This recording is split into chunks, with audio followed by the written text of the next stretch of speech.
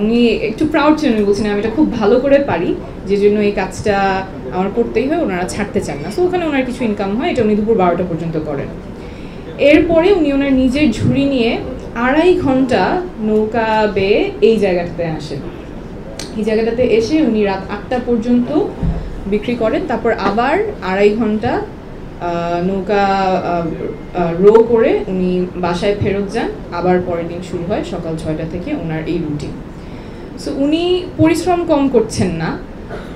একটু আক্ষেপ করে বললেন যে আমার ছেলেটা যদি চাকরি পেত তাহলে হয়তো আমার এত কষ্ট করা লাগতো না। ওনার 2 ছেলে আছে, রাজীব হালদার, সজীব হালদার, দুজনকেই উনি পড়াশোনা করিয়েছেন। ছোট ছেলেটা স্কুলে আছে, বড় ছেলেটা বিএ পাস করেছে 1.5 বছর আগে। চাকরি খুঁজছে, চাকরি হয়নি। উনি বলছিলেন যে চাকরি একটা হয়েছিল, সরকারি একটা প্রজেক্ট, একটি বাড়ি একটি খামারে চাকরি পেয়েছিলেন পিয়ন হিসেবে, কিন্তু 7 লাখ টাকা ঘুষ চাওয়া হয়েছিল। তো তখন রতন ভাই বলছিলেন যে আমার তো 7 লাখ টাকা নাই, কিন্তু 7 লাখ টাকা থাকলেও আমি কেন দিব, আমি তো আমার ছেলেকে পড়াশোনা করিয়েছি, ঘুষ দিয়ে কেন ওর চাকরি নিতে হবে। এই যে কথাটা, আমি আমার ছেলেকে তো পড়াইছি, উনি নিজে পড়াশোনা করতে পারেন নাই, কারণ ওনার বাবা মারা গিয়েছিল যখন ওনার বয়স খুব অল্প ছিল। তো উনি এই অনেক পরিশ্রম করে উনি চিন্তা করেছেন ওনার ছেলেদেরকে উনি পড়াবেন, এবং উনি পড়াচ্ছেন। তো এই যে উনি কথাটা বললেন আমি তো পড়িয়েছি, আমি কেন ঘুষ দিয়ে চাকরি না হবো, that is the whole story of our time, of how the poverty is not really accidental, it is by design. So এই গল্পটা থেকে I will briefly talk about 3 concepts and the policy changes আমাদের party থেকে যেগুলো আমরা বলছি, how this flows from lived experiences of people in Bangladesh. The first one is we must view poverty as deprivation of capabilities. So poverty is not just a lack of income, but it deprives people from their basic capabilities. এখানে রতন ভাইয়ের প্রবলেমটা কিন্তু এতটুকু না যে তার earning com, but his freedoms have been curtailed. And to borrow from Amartya Sen, poverty is not just absence of income, but it is absence of the freedom to choose a life where one has risen to live.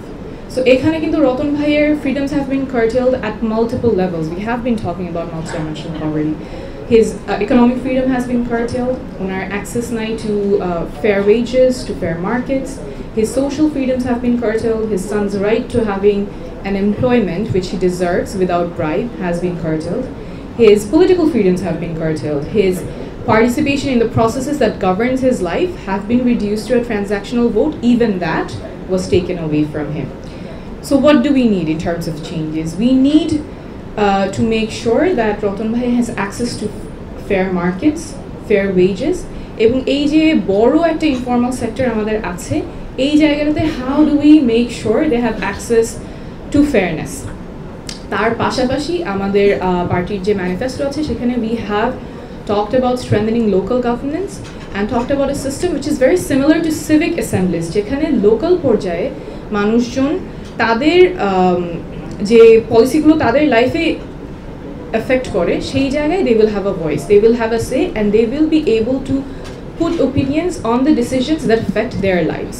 So those are the changes we need at the local level, at the grassroots level, যাতে করে রতন ভাইয়ের যে সমস্যাগুলো সেগুলো একদম মানে যে অনেক দূরে আছে তার লাইফের সাথে যে সম্পৃক্ত না, সেই ডিসিশনগুলো যাতে ওই জায়গা থেকে না আসে, রতন ভাইয়েরও যাতে একটা অধিকার থাকে, তার জীবনটা যেভাবে চলছে তার সমস্যাগুলো নিয়ে কথা বলার অধিকার আছে, এবং সেই সমাধানটা যেখান থেকে আসবে সেখানে তারও একটা মতামতের গুরুত্ব থাকে।